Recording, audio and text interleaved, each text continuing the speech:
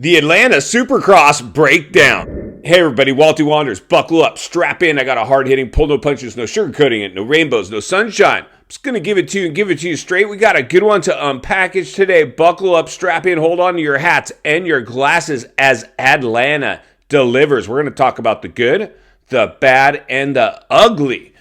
The ugly. I mean, let's just get right into the ugly. That's why we're all tuning in. Not all rainbows and sunshine.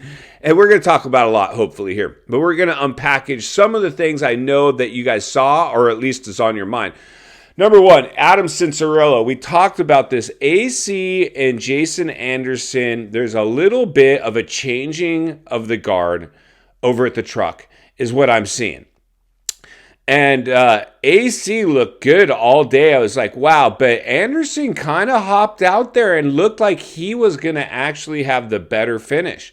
But Adam has a spectacular, I was so pumped to see him get back on the bike. He took a massive, massive shot to the face. A head shot. I thought he might be done. The fact that that dude got up, continued on, and in the main was able to finish the race in a respectable position, and our boy Anderson, DNF, the dude's done, man. And I know he just had a kid and he traveled, and I get it, but this is already a trend. So I think we got some potential fireworks over at Coway. It's going to be really interesting to see how this plays out. Now, I also want to talk about really quick, and I'd love to hear from you guys. If you're new, subscribe right away. Never been a more important time in moto history, centered and surrounded with like-minded people. Jump into the comments. I really dig when we have James as a guest commentator. Love Ricky, love Blair, love even whoever these other dudes that they're bringing in. I forgot their names are escaping me at the moment, but they're not moto guys. They're just some sports announcer types, Todd or whatever. Ricky, and they always try to get Ricky and Bubba to talk together about, back when you guys were racing, was it good if Ricky was right behind? Well, I like to be behind him for a little while. Bubba just blows he's like, yeah, I kind of agree, but not me. Like, I want to be in first. I don't want to be in second. I don't want to watch you. I don't want to have to try to pass you on the last lap. So they ask some pretty dumb questions like, is he in a better position following? No, I think he'd probably be in a better position out front. Now, I understand, sometimes you got to wait till you're opening, and if you got to just basically pace a guy and wait for him, hopefully to make a mistake, and if he doesn't, then you drive it in hard. I get that one. But I wanted to talk about a little bit and hear from you guys. Do you sometimes you hear these questions and you feel like Bubba's just a little smarter than Ricky's kind of just sugarcoating it just a little bit? Mad respect to Ricky. He's great. And like I said, I really enjoy when we have Ricky and Bubba both commentating. But I think Bubba's keeping it a little more real. I think you see Bubba's personality a little more than maybe what we're getting out of the GOAT from Ricky.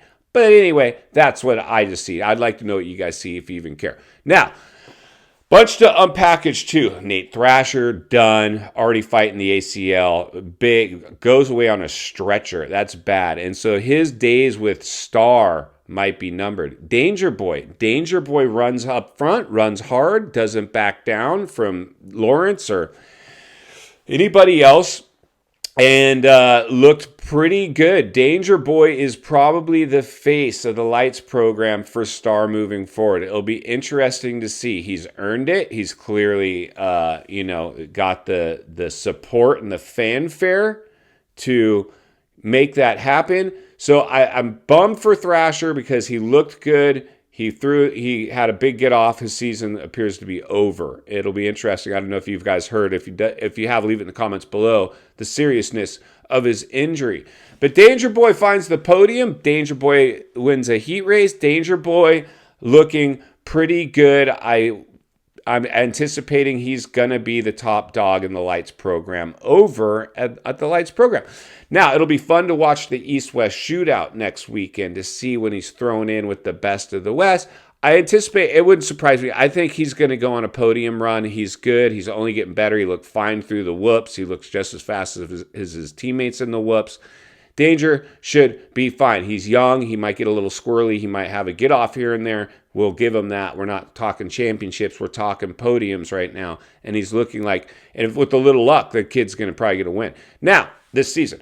But Eli let Chase Sexton back into the championship. Chase Sexton is now 17 points back with a handful of races left. If Chase Sexton can win some more races and have Eli finishing 5th, he's back in this. This comes down to a final race showdown.